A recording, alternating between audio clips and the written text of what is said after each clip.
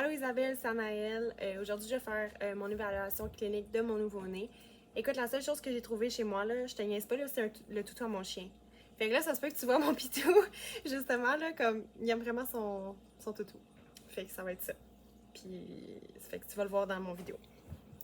Fait que là, quelque chose pour commencer, c'est sûr que on brise pas, mettons pour faire l'évaluation clinique du nouveau-né, on va pas aller briser un allaitement ou un biberon ou peu importe là, ce que, tu sais, comme dans cette phase-là. Fait qu'on va aller prendre le bébé 15 à 20 minutes avant, si possible, l'allaitement. Puis pas après, parce qu'on veut laisser après ça le bébé dormir, parce que clairement, il va être, tu sais, il va avoir mangé et tout.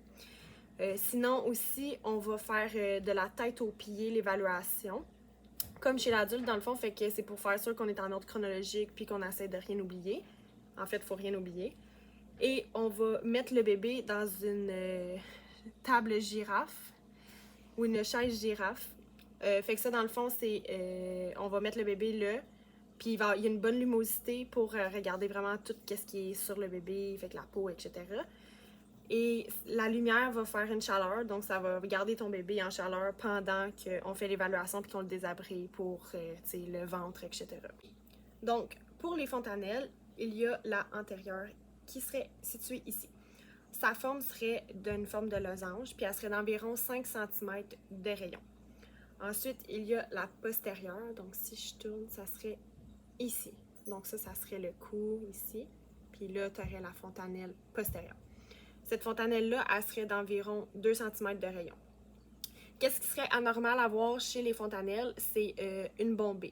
Donc, si la fontanelle est bombée, ça veut dire qu'il peut y avoir une accumulation de liquide accru dans le crâne.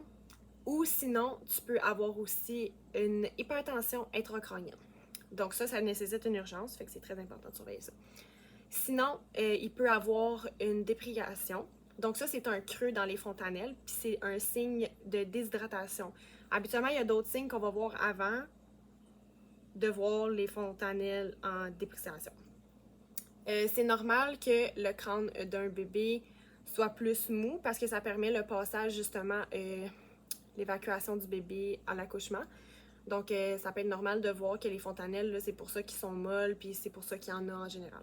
Donc, les sutures, ils vont se situer à partir, mettons, de la fontanelle. Et il va en avoir une qui va aller jusqu'en arrière ici. Il va en avoir sur les côtés qui vont venir faire ça. Comme ça. Puis ça, les sutures, ça va être comme une petite fissure, une petite bosse. Puis c'est justement pour que le crâne soit plus malléable à la sortie du nouveau-né à l'accouchement. Donc, pour continuer sur la tête du nouveau-né, on va s'assurer que la tête elle est ronde, qu'elle est lisse et le modelage. Donc, c'est la difforme aux os pendant l'accouchement. Sinon, il peut aussi avoir, pour la tête du bébé, des bosses stérosanguines. Donc, ça, dans le fond, ça peut signifier que tu as un passage trop serré. Donc, ça peut être parce que tu as un gros bébé ou ça peut être parce qu'ils ont utilisé une ventouse. Donc, comme Véro dirait, une ventouse, c'est un gros chiffon de toilette. Ça ressemble à ça. C'est pas ça, ça ressemble à ça. Donc, ça va faire une succion, puis ça va aider à sortir le bébé. Mais ça, dans le fond, ça va revenir normal ainsi que ton modelage. Ça. Ensuite, tu vas avoir ta bosse céphalomatome. Donc, ça, dans le fond, c'est une bosse amorphe de sang. Donc, ça se peut que c'est à cause de l'utilisation des forceps. Mais il faudra vraiment vérifier puis faire sûr parce que le bébé, ça peut y faire beaucoup de douleur. Fait que qu'est-ce qui est important dans cette situation-là, si ton bébé il a une bosse céphalomatome, c'est faire sûr de le prendre. Attends une minute. Le prendre par le cou et non, tu sais, vraiment comme par le cou et non par la tête. Donc, ça, c'est à faire sûr de ne pas faire ça. Dans le fond, pour l'évaluation des yeux, on va prendre le nouveau-né, puis on va regarder voir si les yeux sont asymétriques. Donc, est-ce qu'ils ont l'air droite? On va aussi venir voir s'ils sont de la même hauteur. Donc, on va venir habituellement, on prend les oreilles, le dessus des oreilles ici, et on va venir voir, visualiser si c'est égal de chaque côté, donc comme ça. Ensuite, ce qu'on peut faire, c'est voir s'il y a un reflet rouge dans les yeux. Donc aussi la réactivité des pupilles et voir si les deux réagissent de la même façon, symétriquement. Donc, ce qu'on va faire, c'est... Oups. on va venir prendre une lumière, flashlight. Ouais, c'est mon chien. Donc, on va venir faire ça comme ça, ici.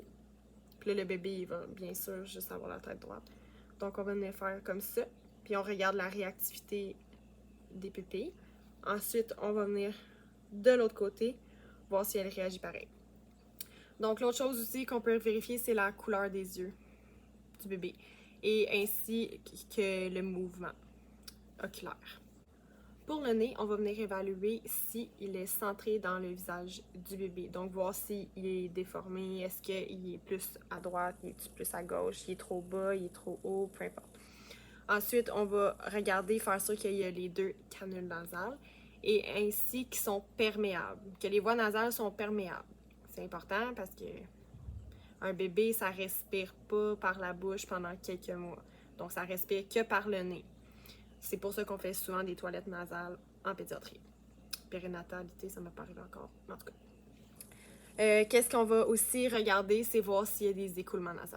Pour évaluer la bouche du bébé, on va prendre un petit peu la mienne comme exemple parce que mon toutou, il n'y a pas de bouche. Donc, ce qu'on va observer au début, c'est voir est-ce que la bouche du bébé, elle est centrée dans le visage.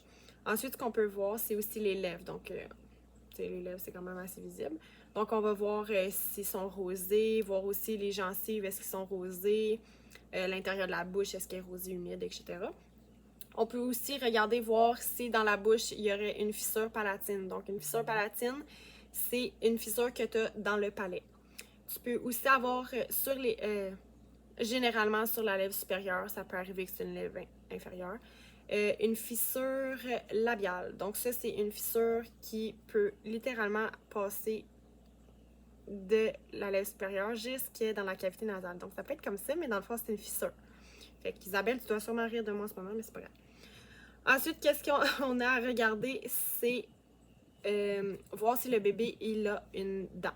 Parce que ça peut arriver que des nouveau-nés aient une dent, fait que ça peut être intéressant, si ça l'arrive, de déjà dire aux parents les préventions de caries. Donc, pas de suce, pas de biberon dans le lit pendant le sommeil, dans le fond. Ensuite, ce qu'on peut aussi évaluer, c'est la langue. Fait qu'on va regarder, faire sûr qu'il y a toute une langue une langue symétrique. Excusez, j'ai failli manquer de batterie, mais là, je ne le refais pas. Une langue symétrique. Donc, faire sûr qu'il ne manque pas des morceaux, c'est rosé, etc. Ensuite, on peut aussi regarder si ça se peut qu'il y ait un dépôt blanchâtre sur la langue et dans le creux, vraiment dans le creux des joues. Ça veut dire que ça peut être un signe de champignon qui est du muguet. Donc, ça, il y a des traitements pour le muguet, of course, mais c'est à surveiller. Pour les oreilles, je ne pourrai pas utiliser mon toutou, donc je vais prendre les miennes. Donc, qu'est-ce qu'on va regarder, c'est faire sûr que, voir si les oreilles sont de la même hauteur environ. Ensuite, ce qu'on peut regarder, c'est le pavillon de l'oreille. Donc, est-ce qu'il est tout formé ou non? Et faire voir la cavité des oreilles si c'est perforé. Aussi, qu'est-ce qu'on peut faire en même temps, c'est, moi je peux pas claquer des doigts, mais on peut claquer des doigts, voir si le bébé va se tourner, on peut taper des mains comme ça, voir s'il va tourner la tête, voir s'il entend, c'est un test quand même assez de base et général. Donc ensuite, on va regarder le cou du bébé. Donc ce qu'on va évaluer, c'est voir est-ce que le bébé, parce que habituellement si on regarde, on met un bébé comme ça, c'est quand même assez facile de tourner la tête du bébé d'un côté. Puis là, on va dire qu'il était comme ça. Et ensuite, de le tourner de l'autre. On ne force pas autant que ça, là. Puis, ça va être très malléable à faire aussi. Ensuite, ce qu'on va regarder, c'est est-ce que le bébé serait capable de faire la tête à épaule et tête à épaule. Si le bébé, il a de la douleur, il pleure, etc., ça peut annoncer un torticolis. Le torticolis, il faut essayer de le déceler le plus vite possible s'il y en a un. Parce que dans le fond, ça va empêcher un bon allaitement. Parce que le bébé, il sera pas bien il va avoir mal au positionnement. Le bébé va pleurer à l'allaitement, il voudra pas boire, et etc. Donc, c'est important de vérifier ça. Ensuite, qu'est-ce qu'on va faire? C'est vérifier les clavicules. Donc, on descend du cou, on se rend aux clavicules. Ce qu'on va regarder, c'est essayer de voir s'il y aurait une fracture. Parce que ça se peut que pendant l'accouchement, il y a eu une fracture. Puis ça, dans le fond, la seule chose qu'on peut faire, c'est donner de l'enseignement à la mère par rapport au positionnement, à l'allaitement ou au biberon, etc. Parce qu'une clavicule, ben, on peut pas rien faire, ça va juste revenir par elle-même. Donc ensuite, après la clavicule, ça va être de regarder les mamelons du nouveau-né, que ce soit un garçon ou une fille. Donc ce qu'on va regarder au début, ça va être la coloration. Ensuite, ce qu'on peut voir, dû au transfert d'hormones, ça se peut que les mamelons soient œdémisés. Ça se peut aussi qu'il y ait un léger écoulement, mais ça va se replacer. Fait que ça, c'est les deux raisons que ça sera à cause des hormones. Sinon, on peut avoir un mamelon surnumérisé. Donc ça, c'est un troisième mamelon que le nouveau-né va avoir. Dans le fond, il n'y a rien qu'on peut faire avec ça, il n'y a rien de dangereux, c'est juste de façon esthétique. Donc, si un jour il veut se le faire enlever, il va pouvoir se le faire enlever sans problème. Qu'est-ce qu'on peut venir évaluer dans l'abdomen? Ça va pouvoir être... Dans le fond, dans l'abdomen, on peut venir évaluer tes signes vitaux, donc température, fréquence cardiaque, fréquence respiratoire. Sinon, l'abdomen devrait être en forme de dôme. Donc, ça serait comme un petit ballonnement, mais normal. C'est comme un petit bedette. Ensuite, on va venir évaluer le nombril du bébé. Donc, on va venir voir est-ce que le nombril est situé au centre? Est-ce qu'il y a un liquide qui est en train d'écouler? La coloration? Est-ce que la pince est en place? Etc. Puis si les parents, puis tout ce qui est le soin du cordon ombilical à faire aussi. Ensuite, on va venir palper la rate. Donc, la rate, ça va être dans le cadran gauche du bébé. Donc, la gauche du bébé, pas de la note, là, quand on la regarde, la gauche du bébé. Puis on va vraiment venir palper et sentir la rate. Ça se peut que ça soit plus compliqué de sentir la rate parce que ça a l'air que c'est difficile, selon Véronique, palper une rate d'un bébé. Donc ensuite, pour qu'est-ce qui est du foie, on va prendre c'est de 1 à 2 cm sous tes côtes dans ton cadran droite du bébé. Pas le tien, lui du bébé. Donc, on va palper, puis on est censé de la sentir. Si elle est en bas de 2 cm chez le nouveau-né, c'est un hépato, ça peut être un hépatomégalie, puis ça nécessite vraiment une urgence médicale. Donc, c'est important d'aviser le médecin. Pour qu'est-ce qui est du péristaltisme, j'ai fait chirurgie, donc je sais un peu c'est quoi. C'est que tu vas venir évaluer l'abdomen. Tu vas venir prendre ton stéthoscope et tu vas aller dans ton cadran inférieur droit. Écouter pendant 1 minute tes bruits du péristaltisme, s'ils sont présents ou non, etc. Si c'est normal, on peut arrêter là, on le fait sur 1 minute. Si ce n'est pas normal, on va aller le faire 1 minute sur chaque cadran. Donc, on commence dans le cadran inférieur droit, on s'en va au cadran supérieur droit. Ensuite, on s'en va au cadran supérieur gauche et ensuite, on finit avec le cadran inférieur gauche. Donc, dans le fond, pour les aines, la seule chose qu'on a à effectuer, c'est venir palper ici, dans les aines, faire sûr qu'on a un pouls qui est palpable et présent. Donc, c'est pas une place où on va venir prendre le pouls, etc. C'est juste faire sûr qu'il est là, il est présent, il est palpable. Pour les parties génitales du petit garçon. Donc, qu'est-ce qu'on va regarder? On va regarder le méa. Fait qu'on va imaginer que ça va être ça, là, le pénis. Donc, on va regarder voir si le méa y est centré. On va regarder toujours les signes de Crohn. Ensuite, pour qu'est-ce qui est du gland du pénis, on va vraiment venir faire une légère descente, juste pour voir le top du gland, voir si tout est correct. Puis, on va encore vérifier des signes de Crohn. Ensuite, pour qu'est-ce qui est du corps du pénis, on va vraiment encore regarder les signes de Crohn, comme écoulement, rougeur, chaleur, une chaleur plus intense que qu'est-ce que c'est censé d'être, etc. Ensuite, pour qu'est-ce qu'on parle du scrotum, on va vraiment venir, on va imaginer que c'est ça, on va vraiment venir palper doucement. Puis on est censé de sentir les 2 testicules dans le scrotum. Ça se peut qu'il y en a une qui soit pas là.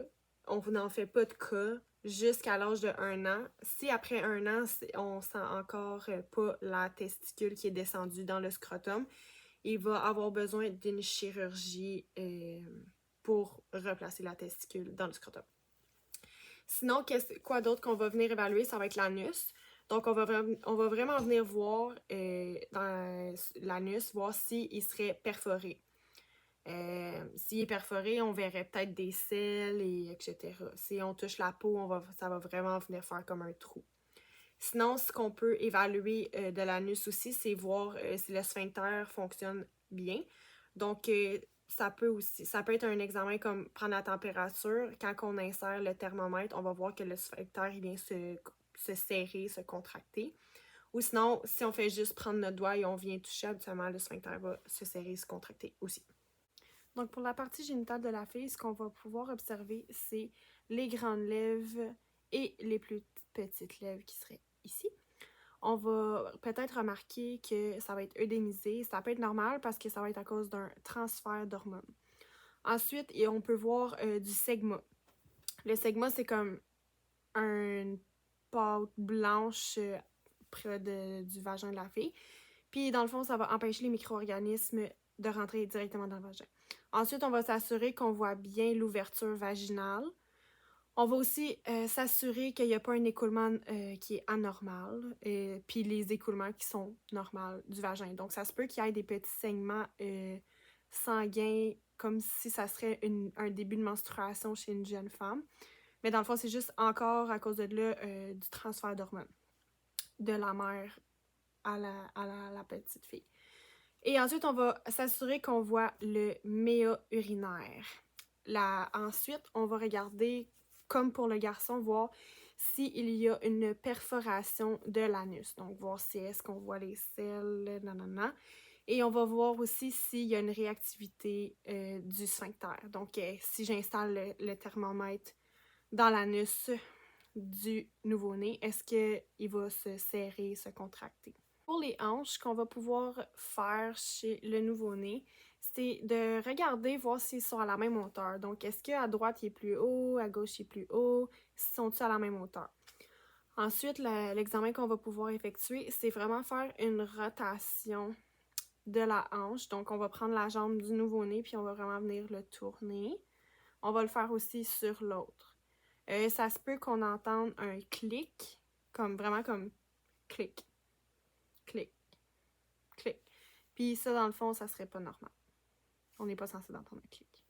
Pour la suite, ce qu'on va regarder chez le nouveau-né, ça va être les plis palmaires. Donc, on va regarder comme, mettons, on regarde la mienne. On voit ici que j'ai des plis. Mettons, je plie plus ma main comme ça. Puis on va regarder si c'est la même chose de l'autre côté ou environ la même chose. On va aussi regarder les pieds planteurs. Puis ça va être pas mal la même chose. Je vais pas montrer mon pied, là. Mais, puis dans le fond, c'est ça. On va regarder, voir si on a les plis planteurs aussi. Ce qu'on va aussi vérifier, c'est les plis derrière le fessier. Donc, vraiment les plis des jambes des petits bébés. Puis, ça va nous donner une bonne idée si c'est symétrique ou asymétrique, si les plis sont au même endroit. La même longueur, dans le fond, des membres. Donc, si on voit qu'il y a un pli ici et un pli ici, qui seraient, dans le fond, identiques, ça serait que les jambes, ça donnerait quand même une bonne idée. Est-ce que les jambes sont de la même longueur? Ce qu'on va aussi regarder, c'est les bras, est-ce qu'ils sont de la même longueur? Est-ce que les jambes sont de la même longueur? Puis quand on va vraiment venir faire l'examen, on va vraiment venir tirer les deux membres. T'sais, on peut demander à une collègue qui vienne tenir le bébé, puis que nous, on tire sur les jambes. On étire les jambes, on tire pas les jambes. Faire sûr qu'on a une bonne mesure, puis que c'est identique chaque côté. Même chose pour les mains. Ce qu'on va vérifier d'autre aussi, ça va être faire sûr qu'on a les 10 orteils au total et les 10 doigts au total. Ça se peut qu'il y ait une orteil de plus, une orteil de moins. Ça va être rendu là une façon esthétique de l'enlever par une chirurgie éventuelle.